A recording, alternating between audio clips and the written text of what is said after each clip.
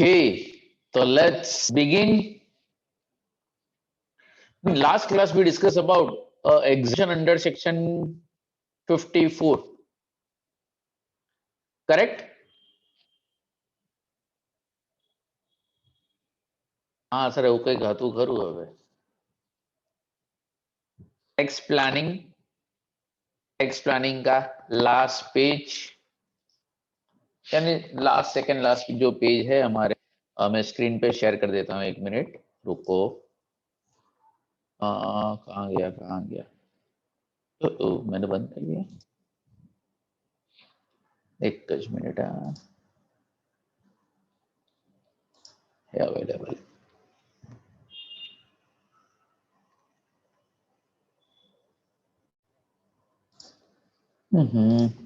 पता पैम्पलेट मैंने कहाँ रख दिया कोई बात नहीं से भी हमें उसका समरी ही डिस्कस करना है तो लेट चालू ले लो पेन पेंसिल जो भी लेना है बुक ले लेना शॉर्ट कर हम खत्म कर देंगे पेज नंबर 21 पैम्पलेट का अगर किसी को पैम्पलेट में से रिफर करना हो उसके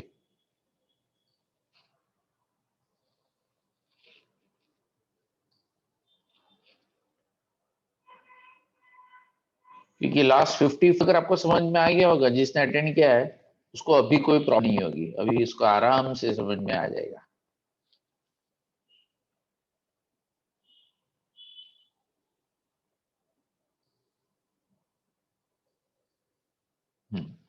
तो गिव द टाइटल सेक्शन 54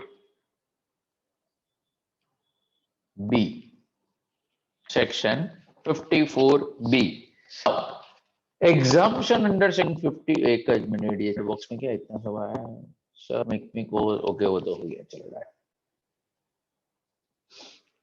तो ये जो एग्जाम्पशन है exemption is able to individual and HUF like जो हमने 54 का भी एग्जाम्पशन डिस्कस किया तो वो किसको मिलता था इंडिविजुअल ये भी किसको मिलेगा इंडिविजुअल एंड एचयूएफ दोनों को ओके कब मिलेगा on a transfer of on a transfer of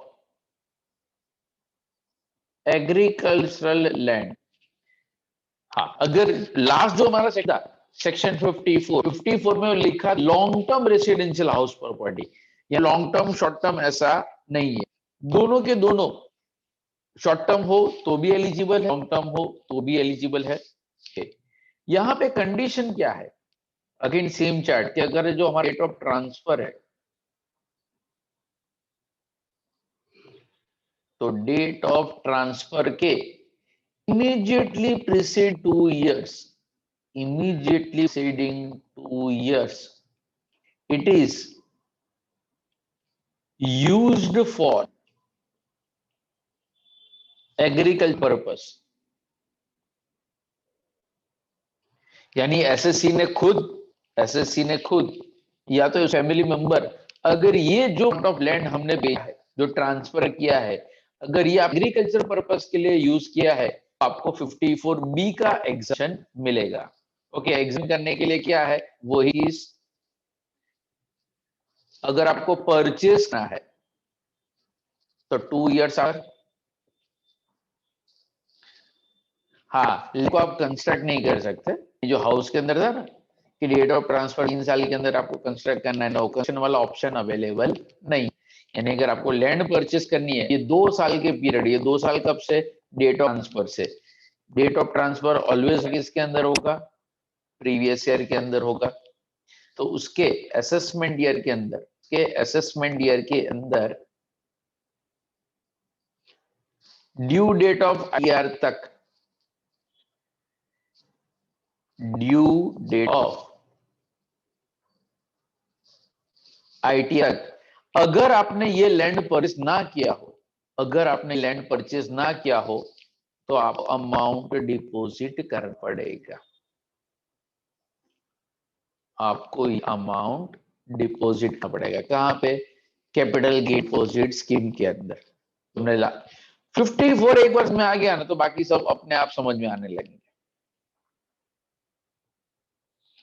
यानी कि मान लो आज अगर कोई ने एसेट्स बेची है, आज हमारी डेट कौन सी है, 12 का कौन सी है, आई डोंट नो, 12 अप्रैल।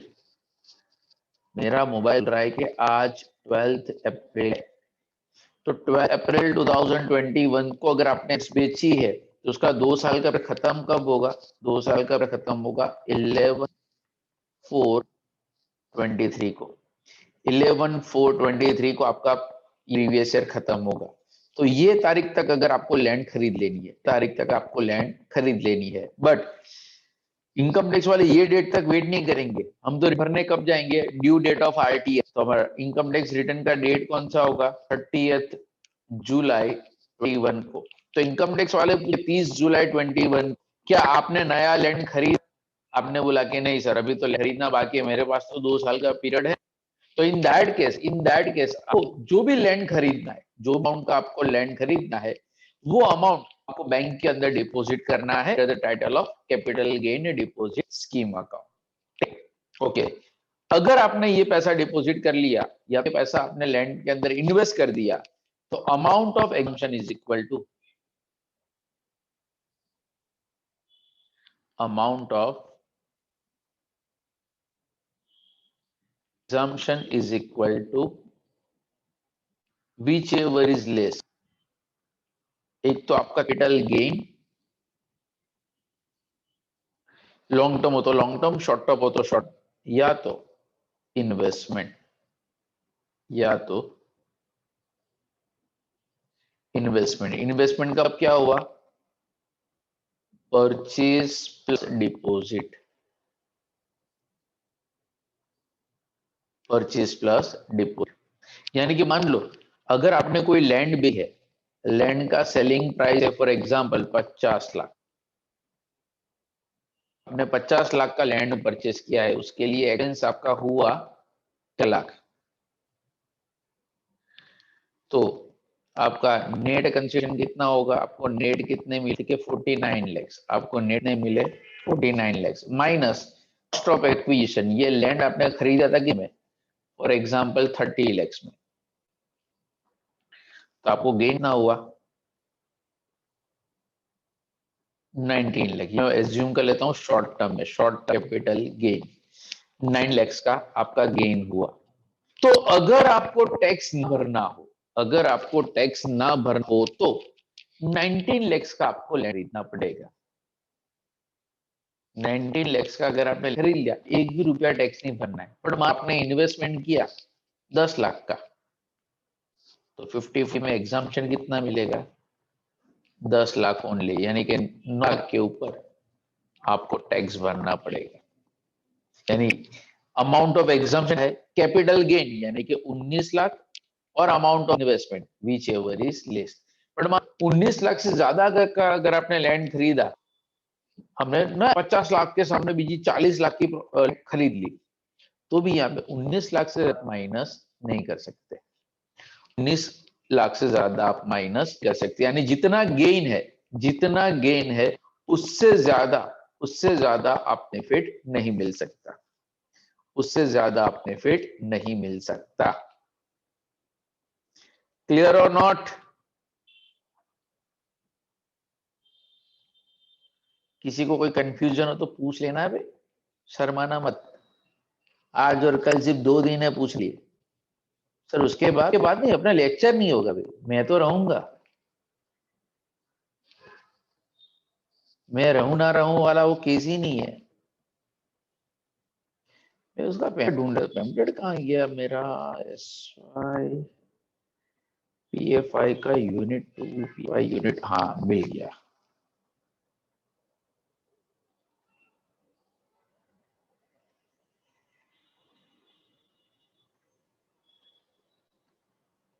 एक मिनट, हाँ कब का पेम्पलेट ढूंढ रहा था, नहीं मिला था, अभी मिल गया।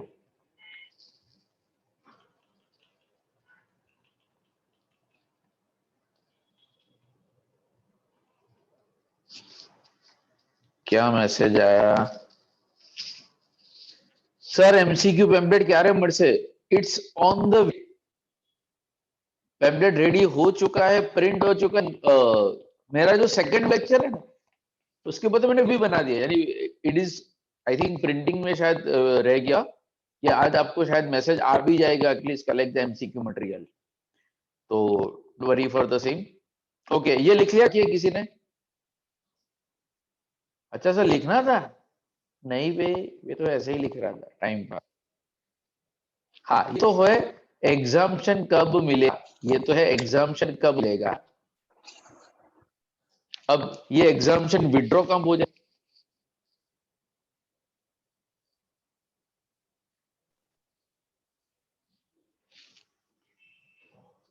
पहला, if a new land transfer within 3 years,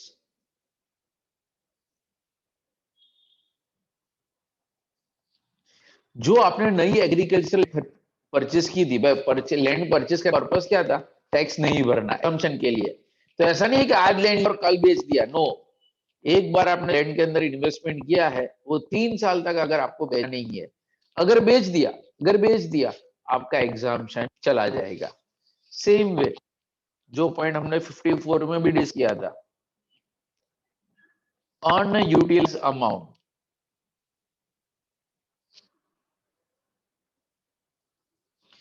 is taxable. कि मान लो कैपिटल गेन डिपॉजिट स्कीम के अंदर, हमने डिपॉजिट किए थे 10 लाख रुपए। तो 10 लाख का पर्पस क्या था? 10 लाख का पर्पस था अनयूटिलाइज अमाउंट है, आगे ऊपर उतना जोर मत दो, भावनाओं को समझो, फंड्स के ऊपर ध्यान दो।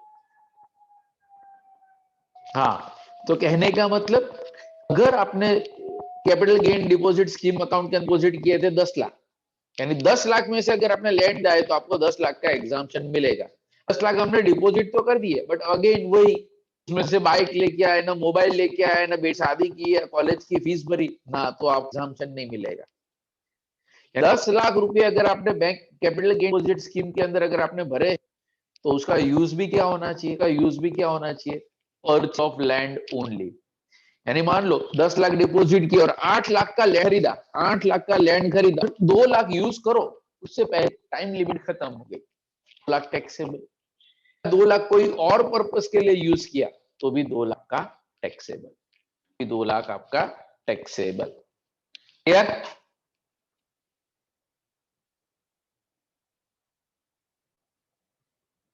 ओके, अभी मेरे को पास में अपडेट आ गया है, क्या यूनिट, हाँ ये रहा।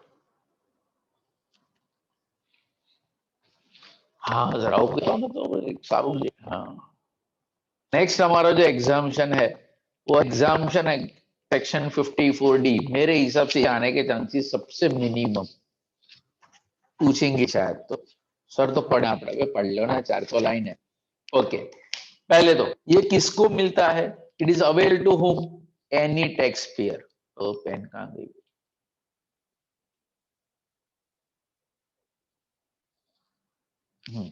Available to any tax payer. Any tax payer का मतलब क्या? All assessees are eligible, individual, HUF, firm, company etcetera, सबको इसका एग्जाम मिलेगा।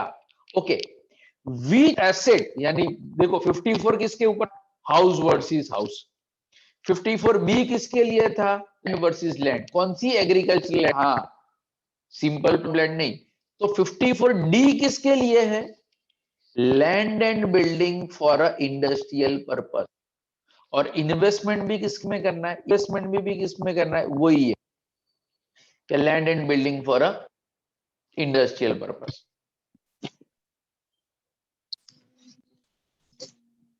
यानी जीआईडीसी के अंदर अगर आपका कोई प्लॉट है या इंडस्ट्रियल शेड है, तो यानी कि इंडस्ट्रियल लैंड या इंडस्ट्रियल बिल्डिंग अगर आप सेल करके उसी के अंदर आप इन्वेस्टमेंट करो, उसी के अंदर अगर आप इन्वेस्ट करते हो, तो आपको एग्जाम मिलेगा। ओके, एग्जामिशन के लिए टाइम लिमिट कितनी है? Same 3 year. बट 3 ईयर्स कब से? 3 ईयर्स से from the date of receipt of compensation. क्योंकि ये जो है ना, ये जो किसके लिए होता है, देखो, this industrial undertaking which is acquired by the government, ये कंपल्सरी एक्विजिशन के केस के अंदर होता है, एंड कंपल्सरी नॉर्मल केस के अंदर नहीं होता आपके केस अंदर। तो मान लो आपकी घर की जमीन, या आपका घर है, गवर्नमेंट का लेटर आ गया कि कल आपकी जमीन, आपका घर हमारा हुआ, भाई बस ऐसे ही यहाँ पे जीआईडीसी में बना ले, आपका घर ये के बीच में आ रहा है और हमें आपकी जमीन चाहिए, गवर्नमेंट आपको पूछने नहीं है कि सीधा ले ले, जैसे अभी वो बुलेट ट्रेन के अंदर हो रहा है आपको, या एक्सप्रेस अभी बना, आपकी हमारी हुई, क्योंकि वो कॉन्स्टिट्यूशन में गवर्नमेंट के पास पावर है कि भारत के अंदर जो भी प्रॉपर्टी है, ये आपका कुछ भी नहीं, आपका तो सिर्फ नाम है, गवर्नमेंट जब तब ले सकती है। तो गवर्नमेंट को भी एक बार हमने लैंड ले लिया ना, तो उस दिन हम पैसे नहीं देते, उसके लिए तो हम हालत निकालते हैं, मोदी आएगा कि लाएगा, हाँ वो वाला।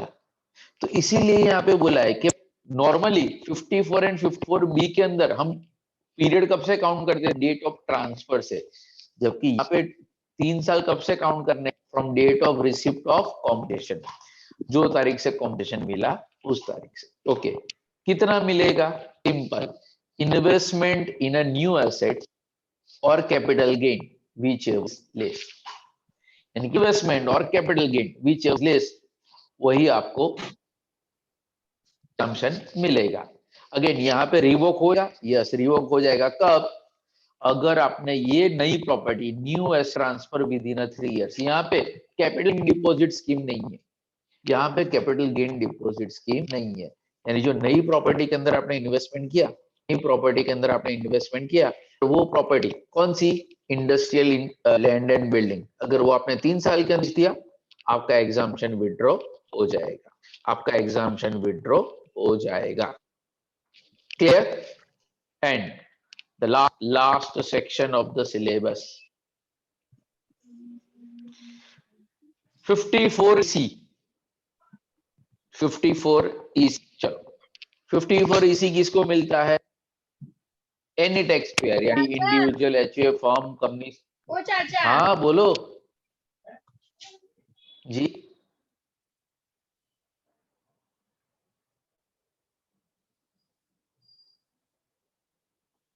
हो गया काम खत्म, अल्लाह अल्लाह, मैंने तो कुछ बताया, कोई बात नहीं, वो कर देना। ओके, कौन सी एसेट ऊपर यहाँ पे मिलेगा, कौन सी एसेट्स के ऊपर लिखा है, क्या है, any long term capital assets, कोई भी, 54 था हाउस वर्सेस हाउस, 54 बी था लैंड वर्सेस लैंड, 54 डी था industrial land and building versus industrial land and building, जबकि 54 सी कोई भी लॉन्ग टर्म एसेट हो, कोई भी लॉन्ग टर्म एसेट हो, वो हाउस हो, गोल्ड हो, शेयर्स हो, कुछ भी हो, हर एक में से आपको मिलेगा। ओके, उसके लिए हमें क्या करना पड़ेगा, इन्वेस्टमेंट करना है, हमें इन्वेस्टमेंट किस में करना है, बॉन्ड्स ऑफ एनएचएआई या तो REC, national highway authority of India, या तो रूरल इलेक्ट्रिक कॉर्पोरेशन, यहाँ पे आपको इन्वेस्टमेंट करना, बस इसके बॉन्ड आपने खरीद लिए, इसके बॉन्ड आपने खरीद, आपको एग्जाम्पशन मिल जाएगा, बट यहाँ पे मैक्सिमम लिमिट कितनी है, मैक्सिमम लिमिट है 50 लाख, यानी आप ऐसा लिख हो कि विच इज लेस, तो विच एवर इज लेस में पहला आएगा आपका कैपिटल गेन, दूसरा आएगा आपका इन्वेस्टमेंट, एंड तीसरा आएगा 50 लाख।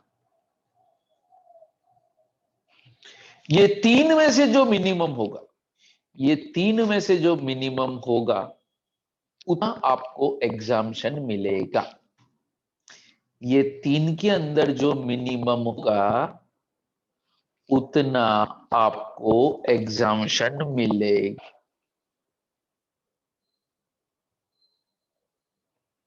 क्लियर और नॉट?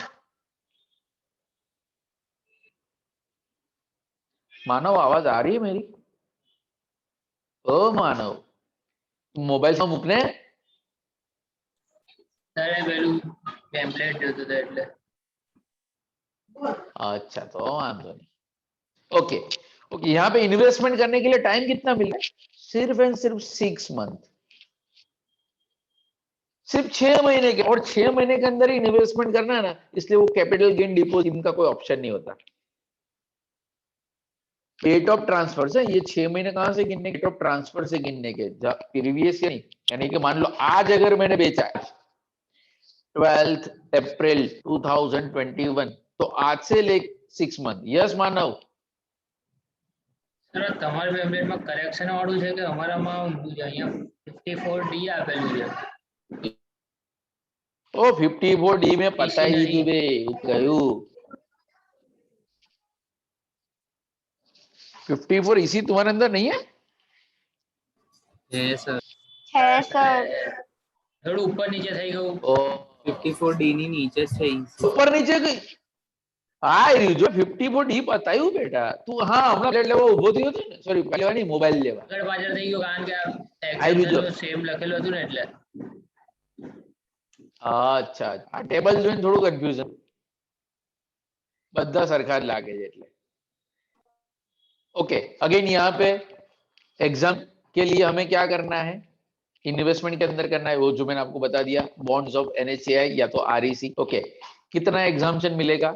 इन्वेस्टमेंट और gain which ever is investment और गेन पे यार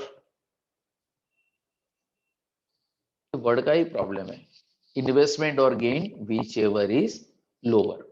ओके अगेन रिवोक के लिए क्या कंडीशन है? रिवोक के लिए new asset should not B transfer with in 5 years।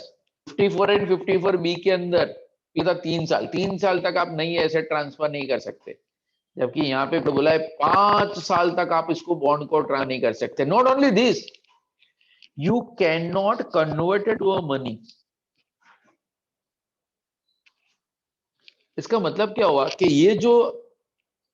ये जो आपने इन्वेस्टमेंट किया है ना बॉन्ड के अंदर, बॉन्ड को आप गिरवी कर रख के आप उसको बेच नहीं सकते, क्योंकि वहां पे स्टैंप ही लगा होता है 5 years तक नॉट ट्रांसफरेबल। मान लो अगर इसको मोर्गेज करके, इसको करके अगर आपको लोन लेना है, आप लोन भी नहीं ले सकते। बस वो इन्वेस्टमेंट को 5 साल तक का ऐसा आपको रखना है, वो इन्वेस्टमेंट को 5 साल तक आप पैसा का वैसा रखना है, तो ही आपको एग्जाम्पशन मिलेगा, तो ही वो एग्जाम्पशन मिलेगा। बस आई थिंक ये लास्ट टॉपिक है। क्लियर? मैंने स्क्रीन क्या शेयर किया? सब लोगों के वीडियो। रुको अभी सबको मैं वापस भेजता हूँ। ये तो ऐसा लगे टीचर पे पढ़ा रहे और पीछे से पूरी क्लास खा गई हो, एक एक करके उठ के। हाँ रिद्धि? સર हाँ આ એગ્રીકલ્ચર લેન્ડ ના અંદર રૂરલ એરિયા વાળું પ્રોવિઝન ના આવે?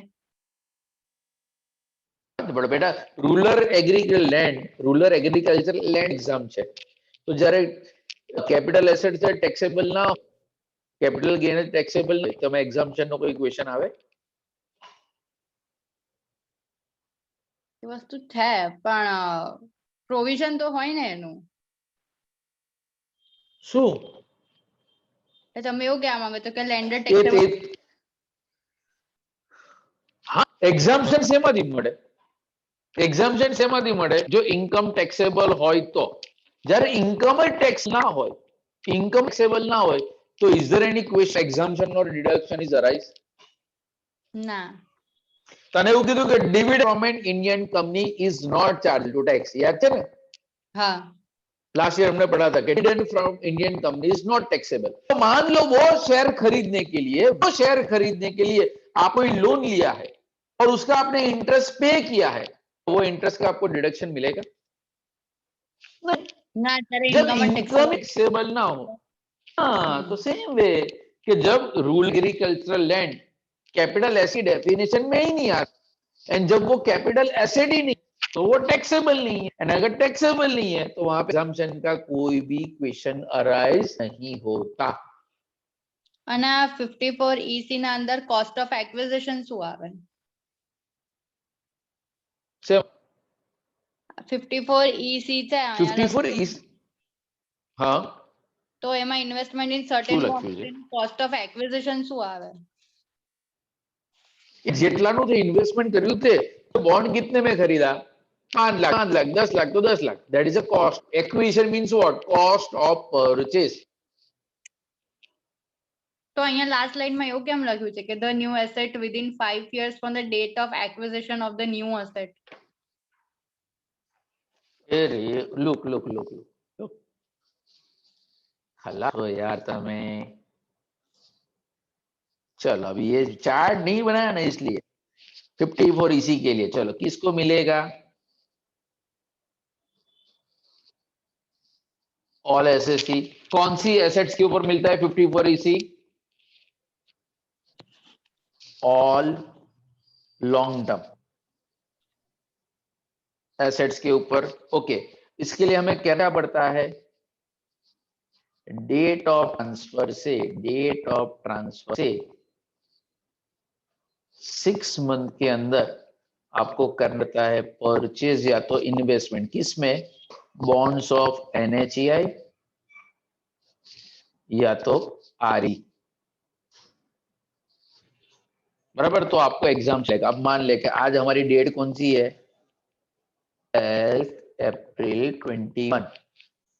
12 अप्रैल 21 तो ये इन्वेस्टमेंट करने की लास्ट डेट कौन सी 6 मंथ ऐड करेगी तो 11 अक्टूबर 21 ये तारीख तक आप इन्वेस्टमेंट करना है ये तारीख तक आपको इन्वेस्टमेंट करना है यानी यहां से लेके तक कभी भी आप इन्वेस्टमेंट कर सकते हो से फॉर एग्जांपल तूने इन्वेस्ट किया है डेट ऑफ इन्वेस्टमेंट है 5 अक्टूबर 21 ये तूने क्या किया इन्वेस्ट तो अभी आपको ऐसा है ना कि 5 साल तक इसको कुछ करनी है तो 5 साल कहां से गिनने के यहां से 5 साल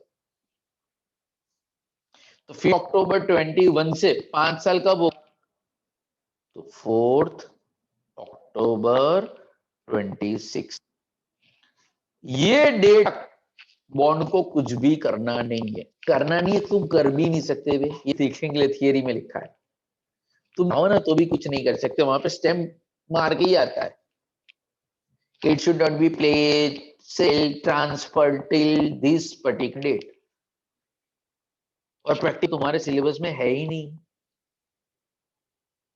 सिर्फ थियरी क्लियर अब तो हाँ बोल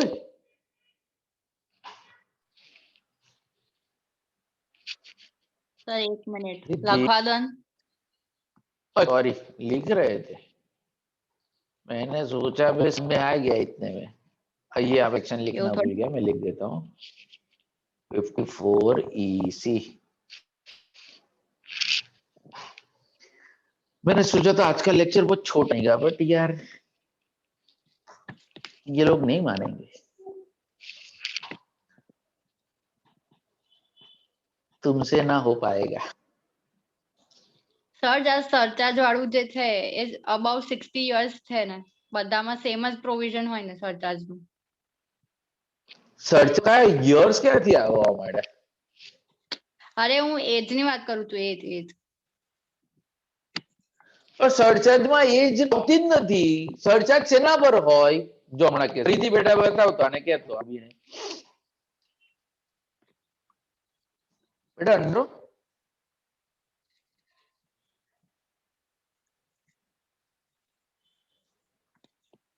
परिधि यस सर हाँ सर जो અત્યાર પાંચ मारा है सरचार्ज किस पर होता है पर्सन के ऊपर होता है कि टैक्स के ऊपर होता क्या क्या सर है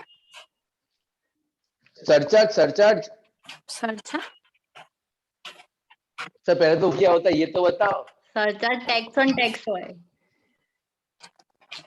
अरे चले इतना तो खबर है हेत कैसे है रुक परिधि भी हेत एक्सप्लेन हेत हाँ सर हाँ सरचार्ज का क्राइटेरिया टैक्स पे सर टैक्स पे लगते टैक्स पे लगभग उसमें कोई एज का क्राइटेरिया है कि नॉर्मल एसएससी के लिए इतना, सीनियर सिटीजन के लिए इतना, या सुपर सीनियर सिटीजन के लिए अलग? स्वप्निल, कोई एज कराया है सरचार्ज के अंदर? हेलो સર એ Alpha તો to Charlie 1 Mike. કરોડ થી એક્સીડ થાય તો જ લાગે ને 50 lakhs છે ને લિમિટ. 50 થી ચાલુ થાય. ઋત્વી આવી છે?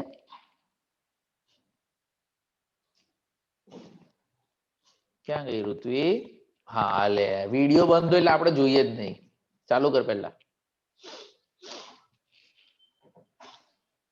હા હવે દેખાય. હવે બોલ. પેમ્પલેટ માં 1 કરોડ ની લિમિટ લખી છે એટલે ઓ વેટ અ મિનિટ. 50 lakh જ છે. 50 lakhs. અને કોણ કઈ બ્રાન્ચ અપડેટ લી? સર 15 પેજ પર જો એમાં લખ્યું છે કે સરચાર્જ 15% લાગે અગર 1 કરોડ થી એક્સીડ થાય તો હા તો 1 કરોડ થી exceed થાય તો 1 કરોડ to 2 કરોડ ની લિમિટ 15% છે ને. एक मिनट, एक और भी चीज कि आपके पेम्पलेट्स के अंदर कुछ अमाउंट्स के अंदर करेक्शन थे, राइट? मैंने आपको लास्ट लेक्चर में करवाया. ના નથી કરાયા. ओ क्यों? 80D में वो 25 ये ढूंढ के लेके आई थी सर, 20 ने 25 ने 30 से 25 करवाना था. हाँ एक काम करो, चलो सब लोगों ने वो टेक्स्ट प्लानिंग का जो देखा जहां पे मैंने पीपीटी शेयर किया था हर एक सेक्शन वाइज. 80D માં હતું સર એ हाँ एक डी में करेक्शन હતું ને બી. हाँ 50 હતું, બી એક કરેક્શન હતું. 80 ટ્રિપલ સી માં હતું. હા 80 ટ્રિપલ સી માં 1 લાખ આપ્યું છે પણ 1,50,000 થાય છે. हाँ एक काम करता हूं, जो मैंने वीडियो लेक्चर के अंदर जो पीपीटी शेयर था ना, जो एक स्लाइड शो चल रहा था और उसके अंदर थोड़ा डिटेल के अंदर डिस्क्रिप्शन था, वही हिसाब से किसको मिलेगा, कब मिलेगा, कैसे में और कितना मिलेगा, वो मैंने 4 स्टेप के अंदर ही. बट पेम्पलेट का समरी का भी समरी बहुत छोटा बना के दिया हुआ है. तो वो जो पीडीएफ है उसका पीडीएफ मैं आपको ग्रुप के अंदर शेयर कर दूंगा.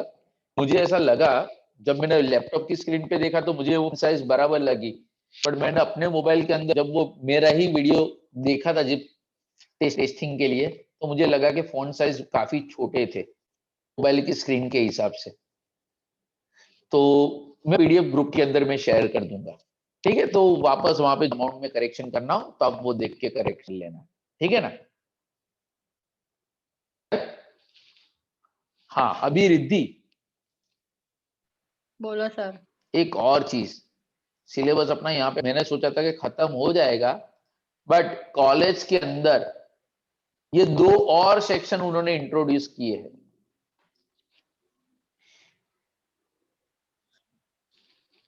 उनको अपने सेक्शन से पेट नहीं भरा, पेम्पलेट रेडी है और शायद आपको आजकल में मिल ही जाएगा. जो आपका एम्स का पेम्पलेट है ना उसके अंदर ये ऑलरेडी दिया है.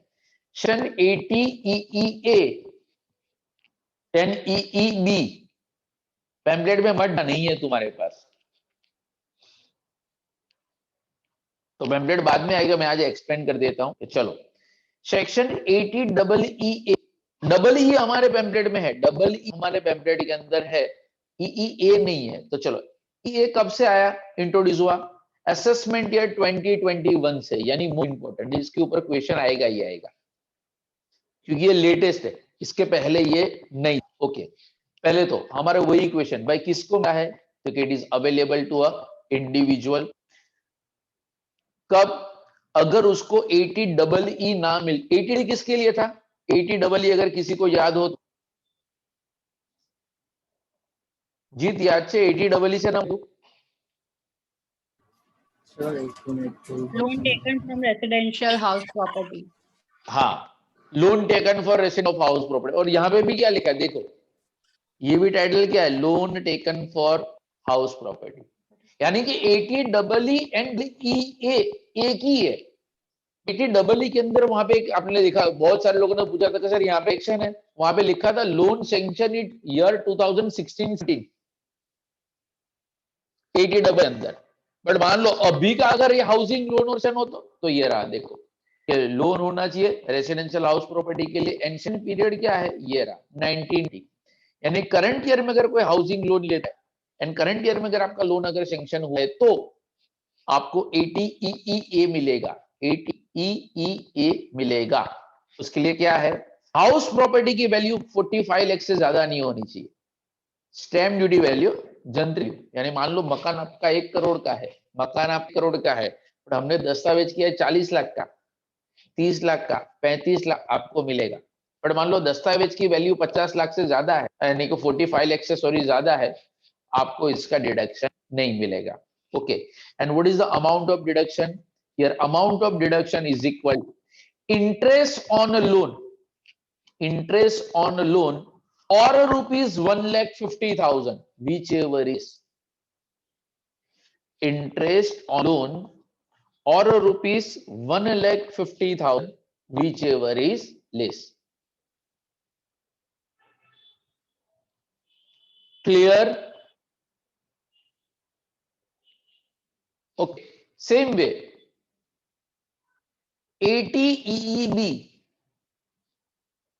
the deduction respect of interest on loan taken for purchase of Tesla.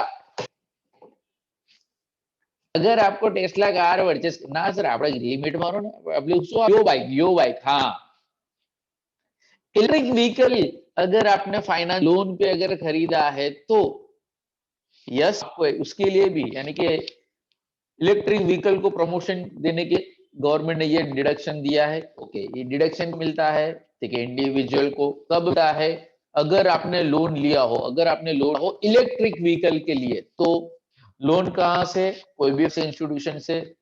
Loan का सैंक्शन पीरियड क्या है, 1 अप्रैल 19 से लेके 31 मार्च 23,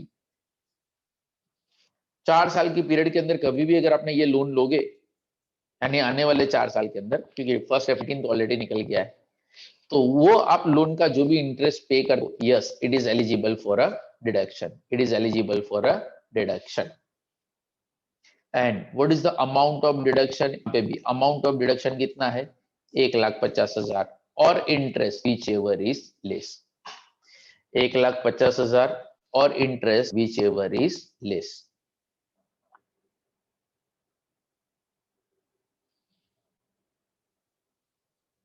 यहां से आपके एमसी स्टार्ट हो जाएंगे, तो वो मैं आपको और इसके ऊपर वीडियो में ऑलरेडी बना चुका हूं। दूसरी चीज देखो, हमारे पेम्पलेट के अंदर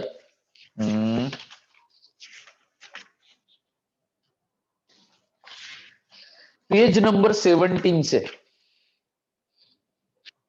कॉम्प्रिहेंसिव एग्जांपल दिए हैं, एटीसी एटीडी सबके कैलकुलेशन के ऊपर, बट कॉलेज में इस बार उन्होंने एक सब डिस्कस ही नहीं किया। कॉलेज में उन्होंने क्या बताया, सेक्शन और उसके ऊपर का ऑब्जेक्टिव क्वेश्चन, सिर्फ उन्होंने इस ऑब्जेक्टिव डिस्कस किए हैं टिल डेट। जब मैं ये जूम ले रहा हूं ऑन 12 अप्रैल 2021 1:10 तक, जहां तक मेरे पास अपडेट है, अब तक इसके अंदर एक भी कॉम्प्रिहेंसिव एग्जांपल उन्होंने नहीं लिया है। उन्होंने सिर्फ एंड सिर्फ लिया है ऑब्जेक्टिव क्वेश्चंस, यानी एटी तो सिर्फ एटीडी का वर्किंग, एटीसी तो सिर्फ एटीसी का वर्किंग, एटीई का वर्किंग, एंड वो सब हम ऑलरेडी वीडियो लेक्चर्स के अंदर हम कर चुके हैं। ये जो एग्जाम्पल नंबर 1 से लेके एग्जाम नंबर 11, हाँ क्वेश्चन नंबर 11 कट कर दो पैम्पलेट में से, कंफर्म नहीं आएगा। हाँ सर आओ कलर आओ। एग्जाम्पल नंबर 11 बहुत बहुत लेंथी है, इसका तो सिर्फ सॉल्यूशन है उसका।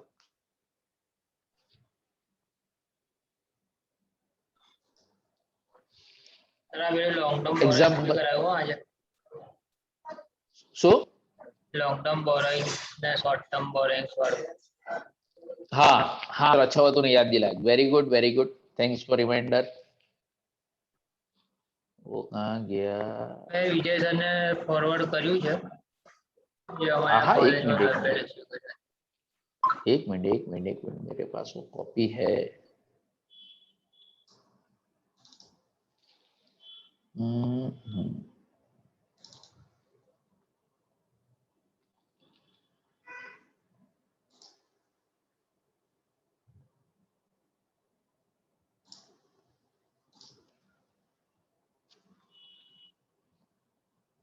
है क्या?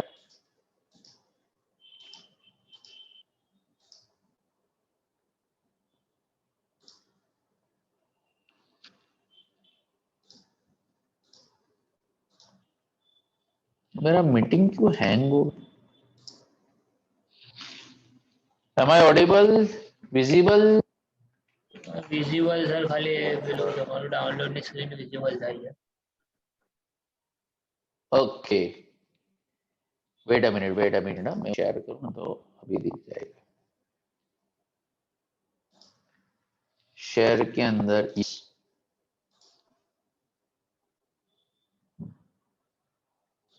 This is about the material. Yes sir. हाँ, अब देखो ये चीज हमारे पेम्पलेट में नहीं है. ये चीज इसका पेम्पलेट आज ही मिल जाएगा. आज अब ज्यादा से ज्यादा कल आपको ये पेम्पलेट मिल जाएगा.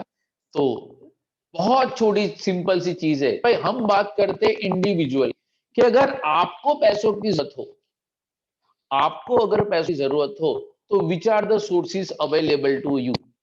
ये पेम्पलेट आज से पहले सिलेबस में नहीं, मैंने पूरा पेम्पलेट रिफर कर लिया. मुझे यहाँ से एक क्वेश्चन बनता नहीं दिखा. Specially MCQ point of view सही चीज हो सकती है. एक कि for which purpose the loan is taken, या तो which are the sources available. उससे ज्यादा यहाँ पे कोई मल्टीपल चॉइस के लिए कोई आपका क्वेश्चन बनता नहीं है कि भाई व्हेनेवर अगर आपके पास कोई अनएक्सपेक्टेड अगर कोई एक्सपेंस आ जाए या ऐसी कोई इवेंट हो जाए, तो आपको पैसों की जरूरत पड़े, तो आपके पास कौन कौन से सोर्सेज, आपके पास कौन कौन से सोर्सेज अवेलेबल हो सकते हैं. तो भाई whenever there is a need the fund, whenever the need of the fund, यानी सबसे पहले यहाँ पे क्वेश्चन देखो, ये question, what is a personal loan. Personal loan का मतलब हुआ ऐसा लोन इसके लिए कोई सिक्योरिटी की रिक्वायरमेंट नहीं है. आपको तो शायद नहीं, बट आपके पेरेंट्स को हमेशा दिन के अंदर 2 अंक आते ही होंगे कि सर आप हमारे रेगुलर कस्टमर हो, वो इतना पैसा चाहिए, 2 लाख 5 लाख 10 लाख 15 लाख, आपको ऐसे ही देने के लिए तैयार है. आप सिर्फ हाँ लो. इवन कोई लोन कि वो डॉक्यूमेंट सबमिट करने की जरूरत नहीं है. क्रेडिट कार्ड है ना सर, ओके, उसके ऊपर सैंक्शन हो जाएगा, सीधा आपके अकाउंट के अंदर. आपके पास कार है ना, चलो उसके ऊपर हमारा हो जाएगा. यानी पर्सनल नीड के लिए अगर हम जो भी लोन लेते हैं, पर्सनल नीड के लिए कोई भी कंटिजेंसी के विदाउट एनी सिक्योरिटी, जहां पे सिक्योरिटी के तौर पे हमें कुछ भी नहीं देना था, उसे कहते हैं हम पर्सनल लोन. ओके, पर्सनल का पर्पस क्या हो सकता है? पर्सनल लोन का पर्पस कोई भी हाउस होल्ड यानी कोई कंटिजेंसी, नॉर्मल केस के अंदर या तो हो हाउस होल्ड आइटम्स परचेज करने के लिए, या तो अगर कोई मेडिकल इमरजेंसी आई है तो इन दैट केस अगर आपके सफिशिएंट अगर सिक्योरिटी ना हो, अगर आपके पास सफिशिएंट सिक्योरिटी ना हो, तो you can go for personal loan. But personal loan के अंदर यस आपको पता इंटरेस्ट रेट कुछ ज्यादा ही हायर होते हैं compare to others loan. Okay, अब आपके पास हाँ ये ऑप्शन है कि भाई ये लोन का पर्पस क्या हो सकता है? फैमिली वेकेशन, चाइल्ड का एजुकेशन, इलेक्ट्रॉनिक्स का परचेज, मेडिकल प्रोसीजर के लिए, वेकेशन के लिए, वेडिंग्स के लिए. यस, दीज आर पर्पस कि जिसके लिए हम ये लोन लेते हैं. Okay, types of personal loan कि अगर हमें पहले रिक्वायरमेंट है तो which are the option available. And सबसे पहला होता है अनसिक्योर्ड पर्सनल लोन. अनसिक्योर्ड जो ना वही उसका नेचर कि नो सिक्योरिटीज प्रोवाइडेड, सिर्फ हमारे नाम के ऊपर, हमारे बैंक बैलेंस के ऊपर, हमारे इन्वेस्टमेंट के ऊपर, या तो हमारे पास रिकॉर्ड पर अगर या तो कोई फाइनेंशियल कंपनी अगर हमें कोई ऑफर करके है तो उसे हम कहते हैं अनसिक्योर्ड पर्सनल लोन. हाँ, अनसिक्योर्ड पर्सनल लोन का जो पीरियड होता है वो पीरियड बहुत छोटा है.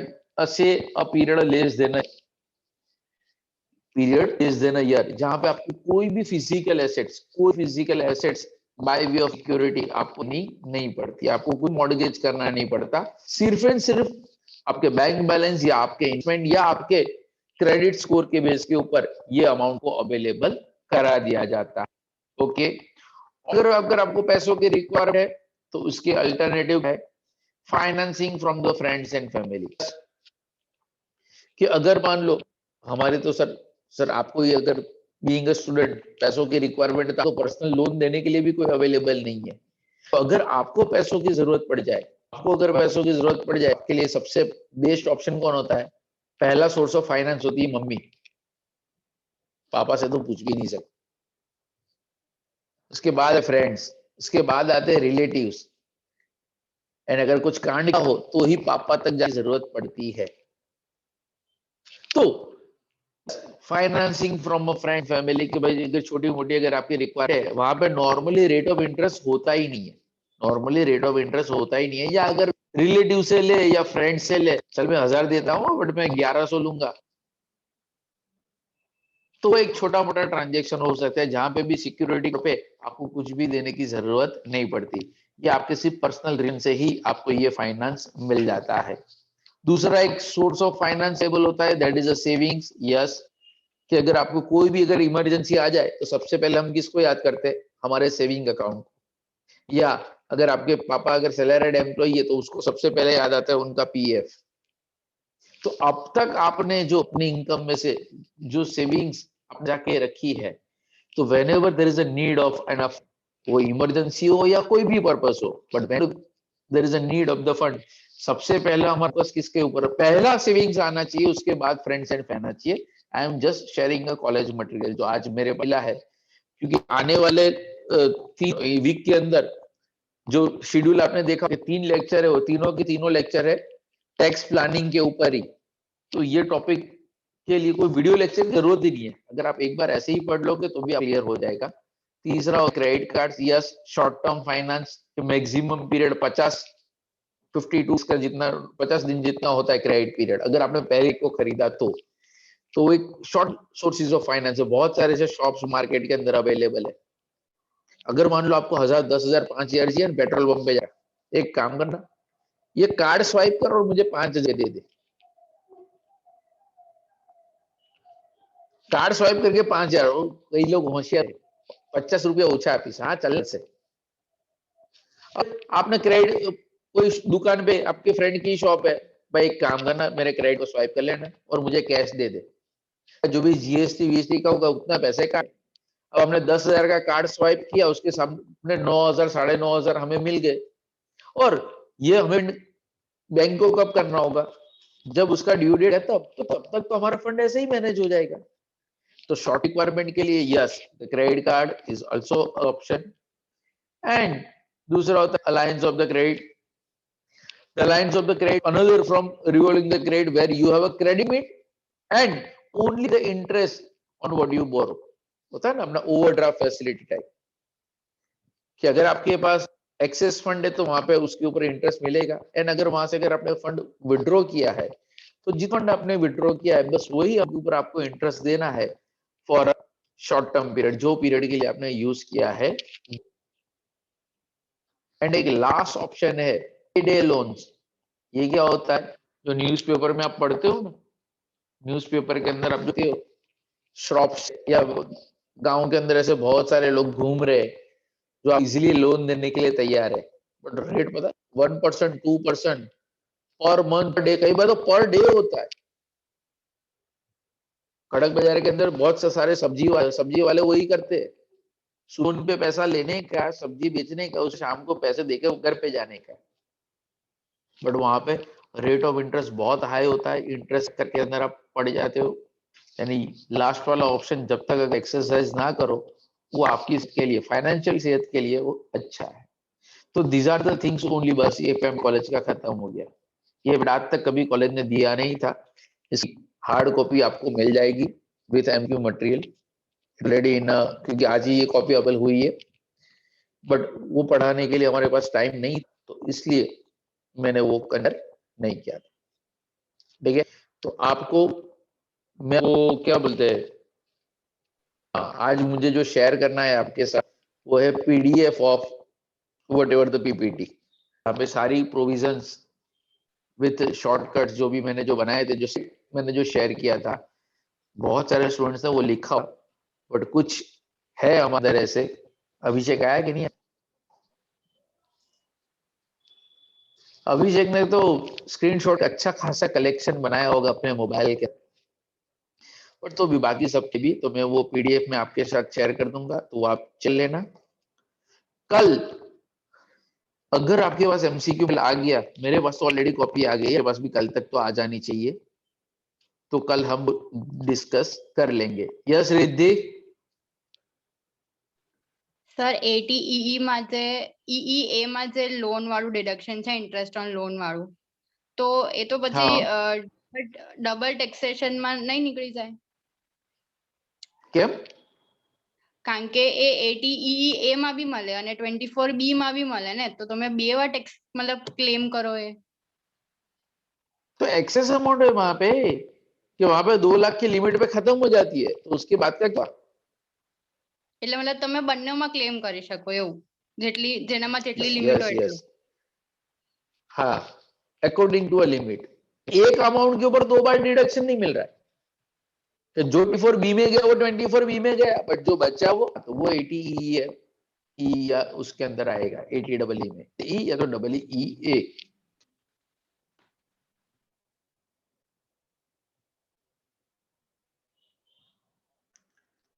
क्लियर? और कोई डाउट?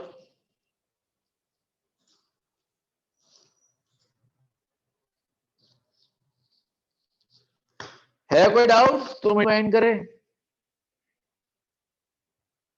वो टैक्स के कैलकुलेशन, डिडक्शन के कैलकुलेशन ध्यान से समझ लेना। इस बार मैंने क्या किया पता है, रेडीमेड सोन आपको स्क्रीन के ऊपर ऑलरेडी पहले ही से, यानी पूरा टाइम मैंने इस बार आने वाले आपके वीडियो लेक्चर्स है उसमें मेरा फोकस डिस्कशन के ऊपर है, सॉल्विंग के ऊपर नहीं। यानी मैंने सॉल्यूशन स्क्रीन पे रखा है, तो ऐसा मत करना कि बस वहां पे पॉज करके सीधा छाप दो। अंश में बता रहा हूँ, वो पूरे डिस्कशन के ऊपर फोकस करके अब आपको जो क्वेश्चन आने वाले हैं वो पर्टिकुलर सेक्शन के ऊपर ही आने वाले हैं। 80C, 80, 80D, 80 double D, 80 double D B, double G etcetera, and वो कैलकुलेशंस विद, वहां पे भी अगर पॉसिबिलिटी है कि भाई जो चीज सम में एंड शायद वहां पे हो सकती है, तो वो चीज मैंने वहां पे एक्सप्लेन की है। आने वाले 3 वीडियो जल्दी ध्यान थी जो विदाउट फेल। कोई भी डाउट क्वेरी है तो स्टिल का सेशन तो हमारे लिए है ही, तो बाकी जो भी पॉइंट्स बचे कल हम डिस्कस कर लेंगे। ठीक है, तो आज के लिए बस इतना ही। जाने से पहले एक बार शक्ल दिखा के बोल के चले जाओ।